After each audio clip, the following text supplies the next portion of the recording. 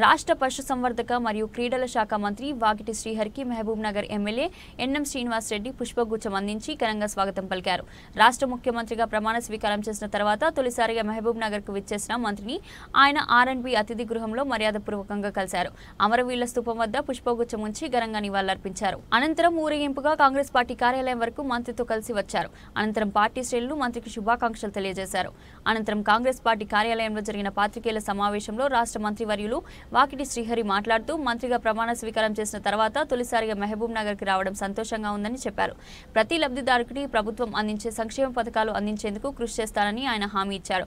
భగవంతుడిచ్చిన ఆశీర్వాదంతో ముఖ్యమంత్రి ఆశీస్సులతో సామాన్య కార్యకర్తగా ఉన్న తనకు ఈ రోజు మంత్రి పదవి దక్కిందని, జిల్లా ఎమ్మెల్యేలు అందరూ నాకు మంత్రి పదవి ఇవ్వాలని ముక్త కంఠంతో కోరారని ఆయన చెప్పారు. పాలమూరు ముఖ్య నాయకులు మా ఎమ్మెల్యేలు ఏ నమ్మకంతో, అదే మాదిరిగా పాలమూరు ముఖ్యమంత్రి మన అన్న రేవంత్ అన్న ఏ ఆశతో అయితే, ఏ లక్ష్యంతో అయితే నన్ను ఈ స్థానాన్ని నిలబెట్టాడు, ఏ విషయంలో కూడా వెనక్కి తగ్గకుండా ఇది నాకు దొరికిన ఒక భాగ్యంగా భావించి ఈ 3-4 సంవత్సరాల్లో ఈ వెనుకబాటుతనానికి గురైనటువంటి పాలమూరు కోసం అందరం కూడా సమిష్టిగా కలిసి పనిచేసి ఖచ్చితంగా ఒక మార్కును పాలమూరు ముఖ్యమంత్రి ఉన్నప్పుడు మంత్రి తీసుకునేటువంటి నిర్ణయాలు ఇంత అద్భుతంగా ఉంటాయనేటువంటి ఆలోచనతో బీదాది బీద, పూర్ టు పూర్ లబ్ధిదారుడు ఆఖరి లైన్ నిలబడ్డ ఆఖరునికి కూడా నేను లబ్ధి చేకూర్చాలనేటువంటి ఆలోచన పెట్టుకొని నడిచేదే కాంగ్రెస్ పార్టీ. కాబట్టి ఆఖరి పంక్తిలో ఉన్నటువంటి ఆఖరి వ్యక్తి వరకు లబ్ధి చేకూర్చే ప్రభుత్వ ఫలాలను తీసుకుపోయి వాళ్ళకి అందించే విధంగా మా మొత్తం ఉమ్మడి పాలమూరు మంత్రి నేను ఒక్కనే కాదు, ఉమ్మడి పాలమూరు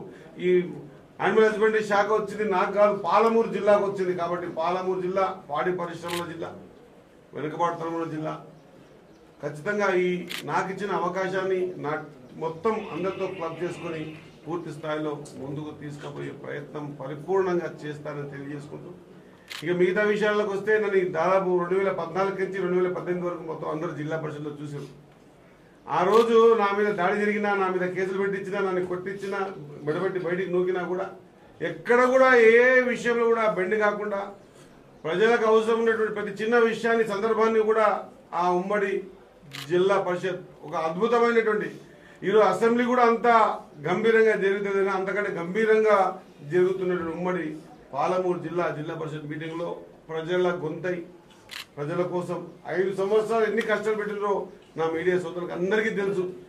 ఇవన్నీ కూడా ఆ రోజు మాట్లాడి ఎక్కడ కూడా శ్రీహరికేమో కావాలని కాదు, పేదోడికి కావాలని చెప్పేసి ఆ రోజు రైతాంగం లేదా రైతులు బోర్లు, లీజులు, నీళ్లు, బోర్లు, ట్రాక్టర్లు దాళ్ళ విషయంలో ఈజీఎస్ల కోసమే ఆ రోజు పోరాటం చేసినాం. మరి అటువంటి పోరాటం చేసినటువంటి సందర్భాన్ని మరొకసారి గుర్తు చేసుకుంటూ ఇప్పుడున్న పరిస్థితుల్లో ఒక మంచి అవకాశం వచ్చింది. కాబట్టి ఖచ్చితంగా వెనుకబాటుతనం గురించి, ఈ జిల్లాకు సంబంధించి ప్రతి సందర్భం గురించి మన జిల్లా మన మంత్రి మన ముఖ్యమంత్రి గారు ఉన్నారు. కాబట్టి ఖచ్చితంగా